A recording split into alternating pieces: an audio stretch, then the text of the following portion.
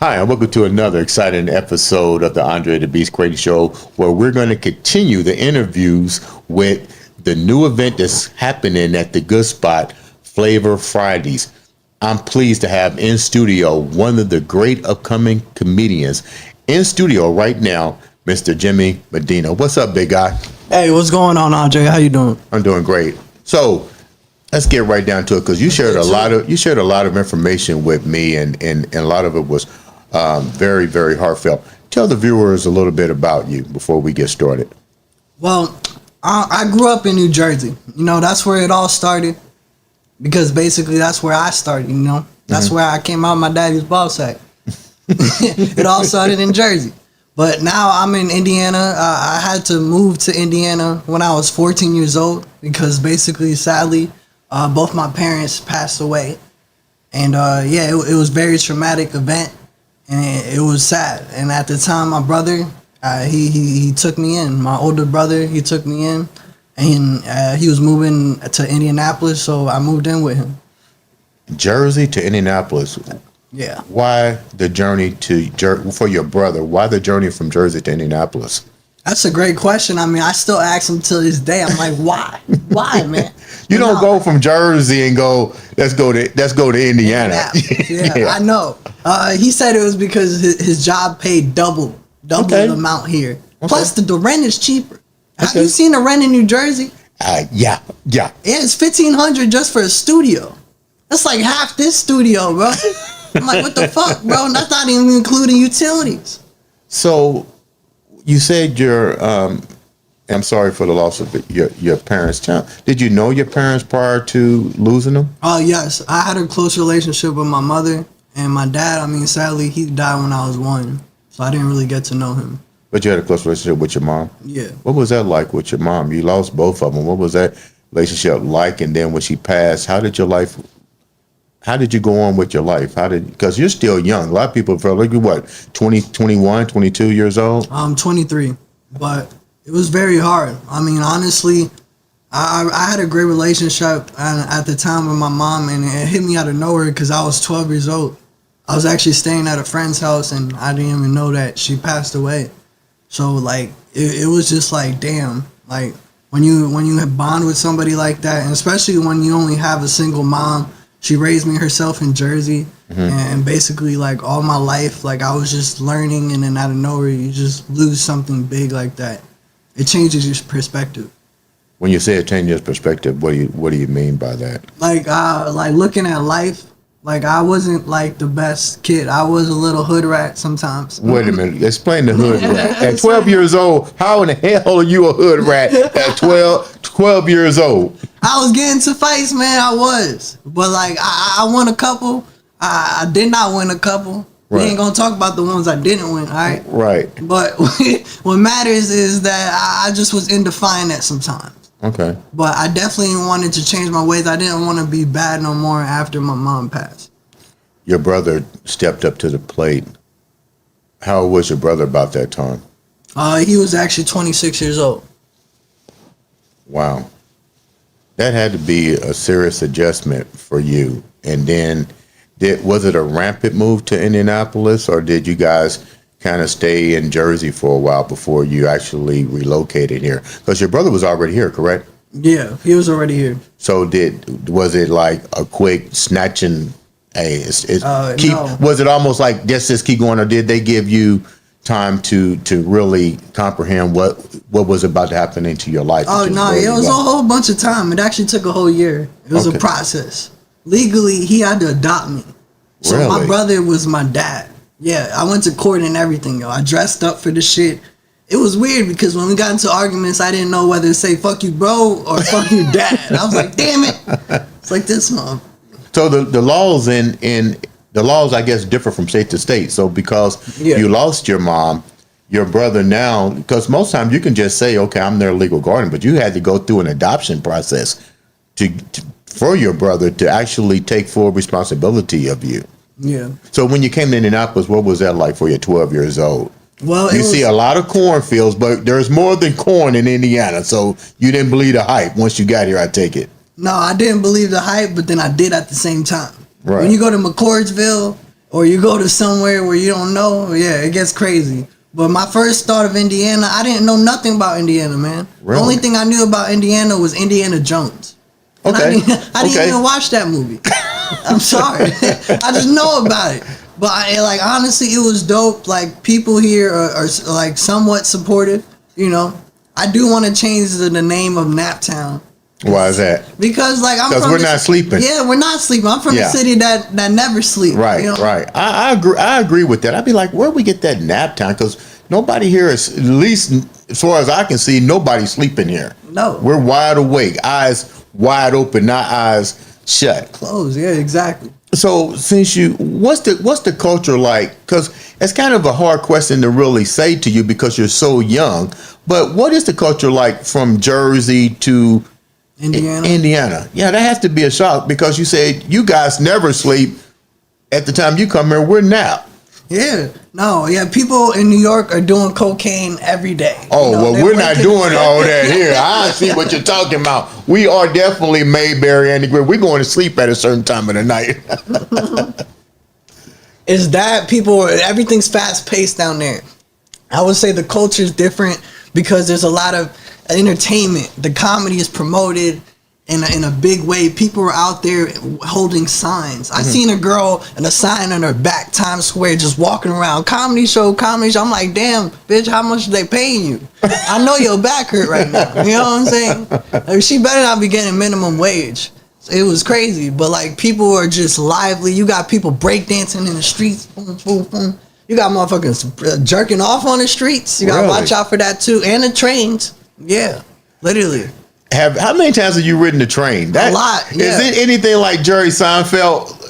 It's somewhat like that. Yes. Really? Yeah, because you just never know what to expect. Every train ride is different, but it only costs $1.50. Give me an idea of when you say every train ride is different. Because when I see any pictures that have to do with Jersey, New York, and they getting on the what's it called, the E, the L's, and the FBI's. Train, yeah. What's it? You said it's a different experience every time. Tell me one experience that you had on there that was different each time. So basically, one time there was this homeless dude.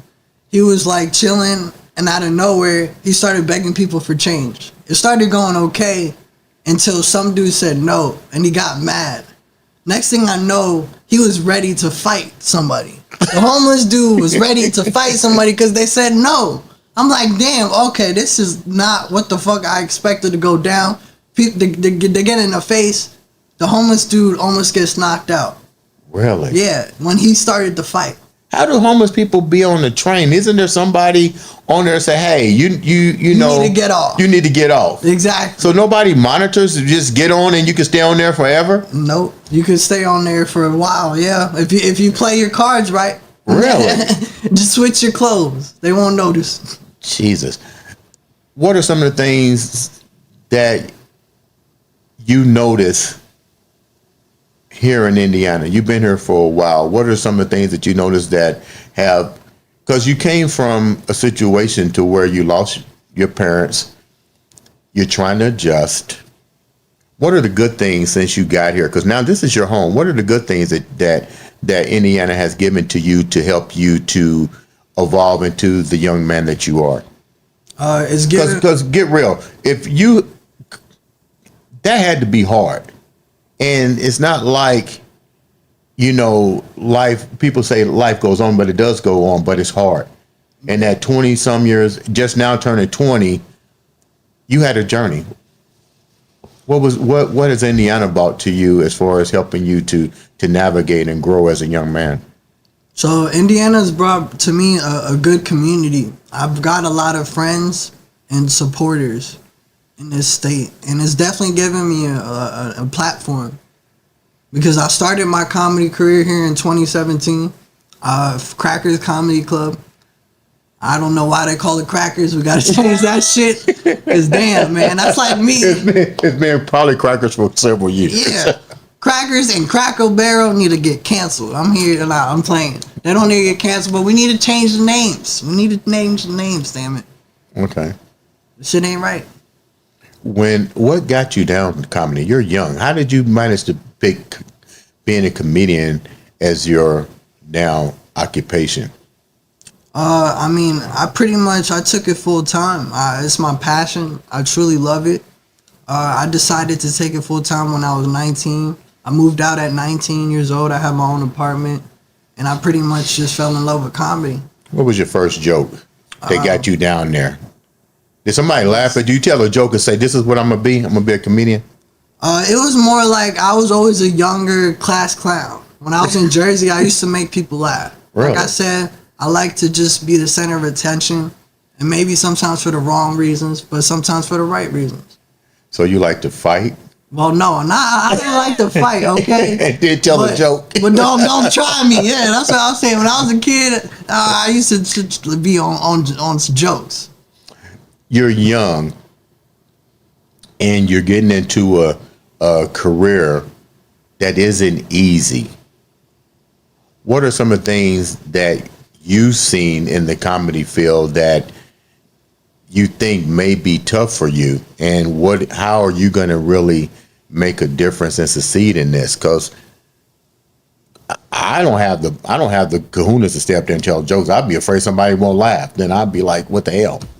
How are you going to, what's your strategy here? What I've seen is that it's all about consistency. I've seen like certain people try it and then not actually build it. See, I have a passion for it, and I look up to a lot of people like Kevin Hart, Chris Rock, Dave Chappelle, and I can name, the list goes on, Whitney Cummings. Just a lot of people, a lot of people just do their thing and hustle. So it's all about how bad you want it. Which comedians do you actually take your advice from? I take my advice to anybody that actually sounds like they know something. Because you can learn something just from somebody who just started, honestly. Mm-hmm. Like in anything in life, people will teach you stuff every day. Who's your favorite comedian? I would definitely say either Eddie Murphy or Kevin Hart. Eddie Murphy or Kevin Hart. Why those two? Because their energy is just crazy. Martin Lawrence as well. Like, he's one of the best hosts ever. And, like, Kevin Hart's just, like, a great storyteller. He's just a great storyteller. He's kind of what got me into comedy. He's actually the first comedian I ever watched. What is your story about being a comedian? What do you do? What's your style? So my style is I'm a great storyteller as well. I like to tell my story about my life, growing up to Jersey, going to Indiana, now being in Indiana, being 23 years old. I turned 21 during the pandemic, so that was crazy. I was like, what the fuck? You want to know how I spent my 21st birthday, bro? How? On a Zoom call, damn it. I was like, what the fuck? This is depressing. The Wi-Fi started lagging and shit. I'm like, damn, man. Can you take a shot for me virtually? It was horrible. 23 years old. I keep reflecting on that because you still got a lot ahead of you. A lot ahead of you. How many shows have you actually done so far? To be honest, I'm losing count. Really? I've done a lot, yeah. In the last 3 years, I really went hard, and I started getting paid for shows. And I just been going out of town. I actually have 3 shows in New York next month.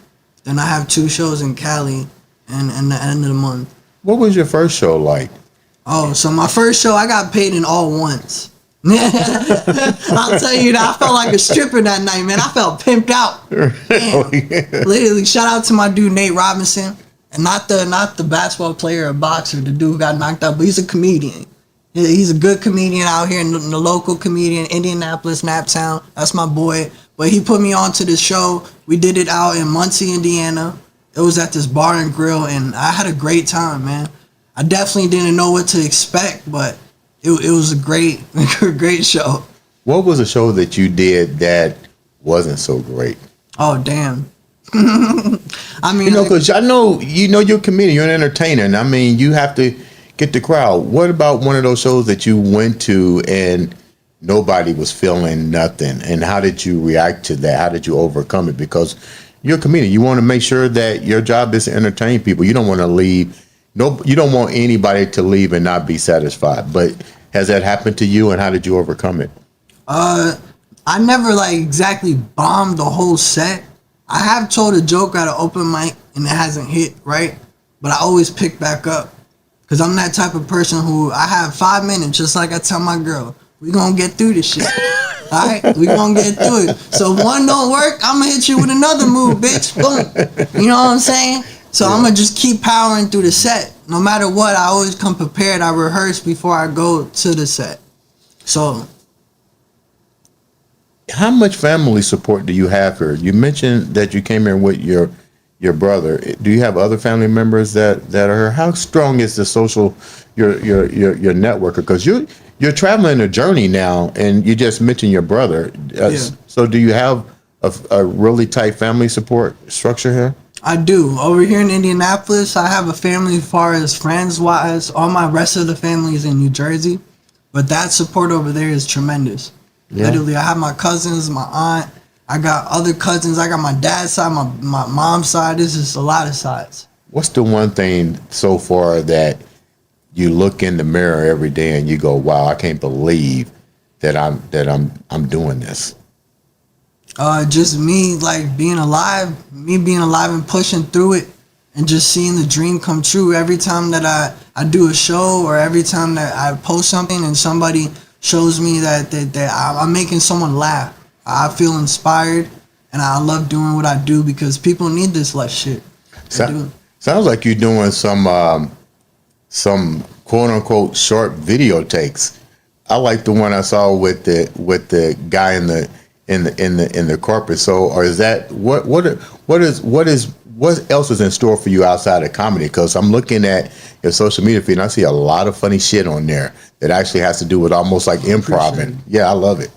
It's a lot in store, man. I definitely want to transition into acting. I want to do definitely acting. I want to have my own TV show. I want to star in some movies.